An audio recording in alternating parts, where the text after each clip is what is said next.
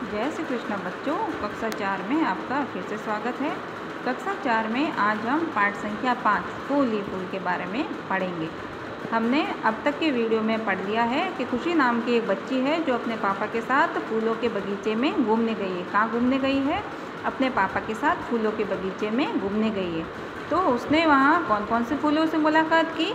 उसने वहाँ पे खुशी ने गुलाब के फूलों से, सूरजमुखी के फूल से, कमल के फूल से और मधुमक्खियों से भी अच्छी खासी बातचीत की। गुलाब ने कहा कि मैं गुलाबी रंग का हूँ, मेरे फूल से इत्र और मेरी पत्तियों से गुलकंद बनता है। और सूरजमुखी के फूल ने कहा कि मैं जिस तरफ सूरज होता है उसी दिशा में घूमता रहता हूँ, उस दिशा में झुक जाता हूँ जिस दिशा में सूरज होता है, और मेरा रंग पीला होता है ना। और मेरे बीजों से, सूरजमुखी ने कहा कि मेरे बीजों से तेल निकलता है।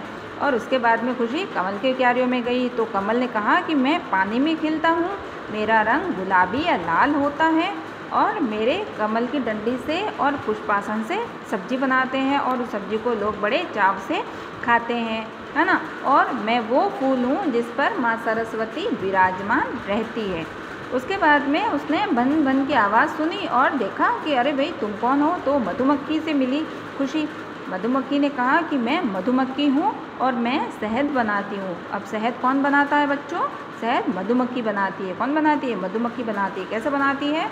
वो पहले तो फूलों का रस चूसती है और उस रस को अपने पेट में पतला करती है, और पतला करने के बाद उस रस को, जो छत्ता बनाया हुआ होता है, मधुमक्खियों का घर होता है, उस घर के अंदर छोटे छोटे छेद होते हैं, उस छेद के अंदर वो रस उड़ेल देती है और फिर अपने पंखों से उस रस को गाढ़ा करती है और फिर वही शहद बन जाता है ना बच्चों।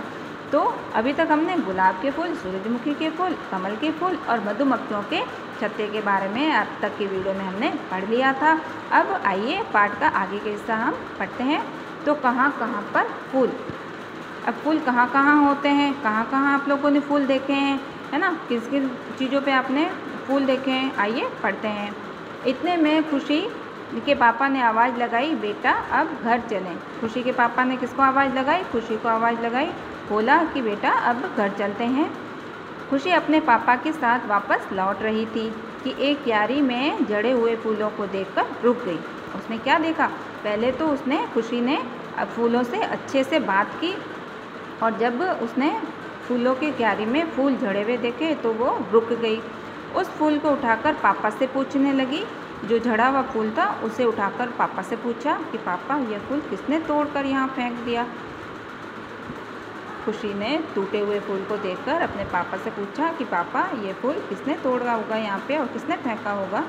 बेटा इसे किसी ने नहीं तोड़ा, ये तो खुद ही जड़ गया। क्या कहा? खुशी के पापा ने कहा कि बेटा ये फूल किसी ने नहीं तोड़ा, अपने आप ही ये फूल जड़ गया है। फूल का जीवन जरा सा ही होता है। फूल का जीवन कितना होता है? जरा सा ही होता है ना। जैसे ही 1, 2 या 3 दिन, ज़्यादा से ज़्यादा तो इतना ही फूल का जीवन होता है।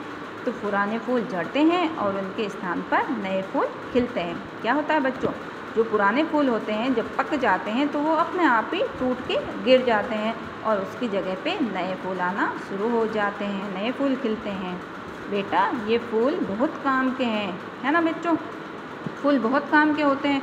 फूलों से बहुत सारी चीज़ें बनाई जाती हैं और फूल का उपयोग भी कई जगहों पे होता है। हाँ पिताजी, मंदिर के बाहर मालिन चाची इन फूलों से माला बनाती हैं। क्या करती है? जो मंदिर के बाहर, अब फूल कहाँ का काम आते हैं? भगवान को चढ़ाने से लेके, बच्चे के जन्म से लेके इंसान की मृत्यु तक फूल काम आते हैं। जब बच्चे का जन्म होता है तब भी फूल काम आते हैं, है ना। उसकी पूजा वगैरह करने के लिए बच्चे का, जैसे सूरज पूजन वगैरह में फूलों का काम आता है, फूल का उपयोग लिया जाता है। और अगर कोई इंसान मर जाता है तब भी उसके ऊपर फूल चढ़ाए जाते हैं, भगवान को फूल चढ़ाए जाते हैं, है ना। अगर शादी ब्याह हो तो भी फूलों का उपयोग होता है। तो फूलों का कई जगह पे उपयोग होता है। फूल खाने के भी काम आते हैं, है ना बच्चों। तो हाँ पिताजी, खुशी ने कहा कि हाँ पिताजी, मंदिर के बाहर मालिन चाची इन फूलों से माला बनाती है। क्या बनाती है? माला। वे इन फूलों को बेचती भी है। अब एक तरह से रोज़गार हो गया फूलों को बेच के पैसा कमाना। मंदिर के बाहर बैठी है मालिन चाची, वो क्या कर रही है? फूलों की माला बना रही है। और फूलों की माला किसे चढ़ेगी? भगवान को चढ़ेगी। अब जो खरीदेगा फूल वो पैसे देगा मालिन चाची को, और उन पैसों से मालिन चाची अपने घर पे अपना घर का खर्चा चला सकती है। पापा, फूलों की दुनिया कितनी रंगीन और सुंदर है। खुशी ने क्या कहा अपने पापा से कि पापा, फूलों की दुनिया कितनी रंगीन और कितनी सुंदर है। मेरी फ्रॉक पर भी फूल हैं। क्या है? मेरी फ्रॉक पर भी। उस दिन खुशी अपने पापा के साथ फूलों के बगीचे में जब घूमने गई तो उसने भी फूलों वाली फ़्रॉक पहनी थी। क्या सोच के फूलों वाली फ़्रॉक पहनी थी? यही सोच के फूलों वाली फ़्रॉक पहनी थी कि आज मैं फूलों से मिलने जा रही हूँ तो मैं भी एकदम खिली खिली दिखूँ। तो मेरी फ्रॉक पर भी फूल हैं। पर्दों पर, दीवारों पर, सब जगह फूल के चित्र बने हुए होते हैं। अब देखो बच्चों, अगर हमें चारों तरफ फूल ही फूल, भले असली के फूल नहीं हो, पर अगर दीवारों पे, चित्रों पे, कपड़ों पे अगर फूल खिले हुए हो तो हमें ये एहसास रहता है कि अरे वाह, हमारे चारों तरफ फूल ही फूल हैं। कितना अच्छा लगता है, हमारा मन प्रसन्न हो जाता है यही सोच के कि हमारे चारों तरफ फूल ही फूल हैं। तो फूलों का कितना उपयोग हो गया ना बच्चों, कितना महत्व है फूलों का हमारे जीवन में।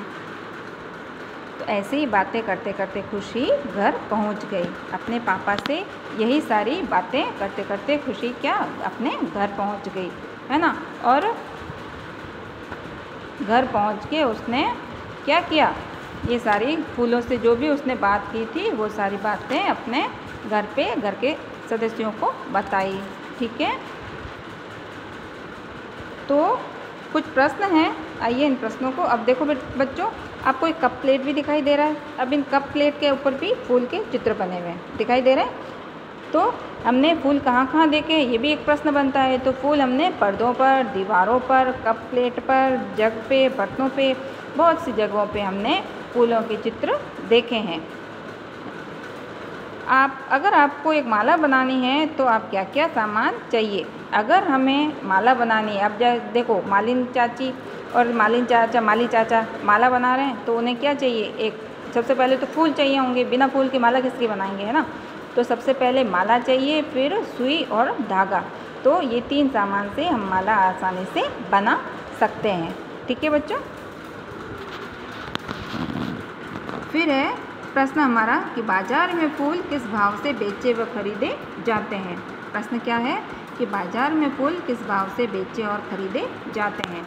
तो बाजार में फूल वाला किलो के भाव से फूल खरीदता और बेचता है। फूल कैसे खरीदता है और बेचता है? किलो के भाव से, कितने रुपए किलो है। ठीक है। फिर अगला प्रश्न है कि फूलों का हम कहाँ कहाँ उपयोग करते हैं, सूची बनाइए। तो फूलों का हम उपयोग कहाँ कहाँ करते हैं बच्चों?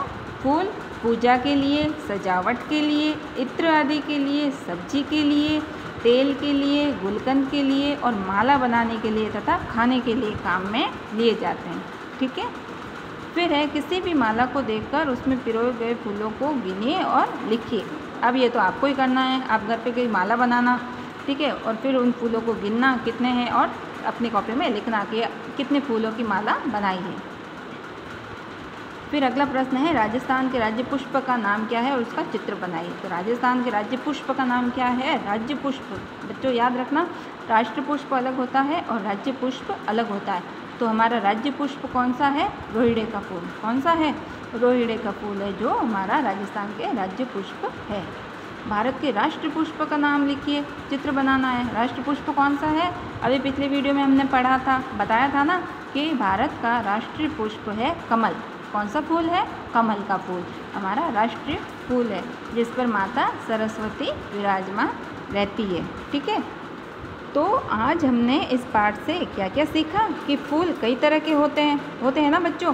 3-4 तरह के फूलों के, 4-5 तरह के फूलों के बारे में तो हमने इस पाठ में पढ़ ही लिया है ना। गुलाब का फूल, सूरजमुखी का फूल, कमल का फूल, सहजने का फूल, गेंदे का फूल कई तरह के होते हैं।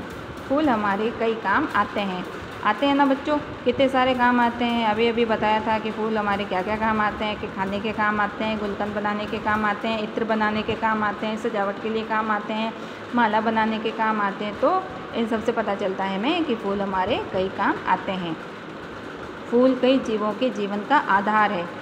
अब इस लाइन का क्या मतलब हुआ बच्चों, बताओ जरा कि फूल कई जीवों के जीवन का आधार है। क्यों? क्योंकि अगर फूल नहीं हुए तो कीट पतंगे, तितलियाँ, मधुमक्खियाँ, इनका जीवन समाप्त हो जाएगा। कैसे समाप्त हो जाएगा? क्यों? जैसे हमें हवा पानी की और भोजन की आवश्यकता होती है, वैसे ही फूलों को भी कीट पतंगों को भी फूलों के रस की आवश्यकता होती है। जो फूलों का रस होता है वही कीट पतंगों के भोजन का आधार होता है। ठीक है बच्चों। फिर है मधुमक्खियाँ शहद बनाती हैं। मधुमक्खियाँ शहद बनाती है, कैसे बनाती है ये हमने आपको पिछले वीडियो में बता दिया है। तो हमने इस पाठ से ये सारी चीज़ें सीखी हैं। ठीक है बच्चों, आप भी बिना कारण के फूल बगीचे में से नहीं तोड़ना। ठीक है, जब आवश्यकता हो तभी फूल को तोड़ना चाहिए। जय श्री कृष्ण।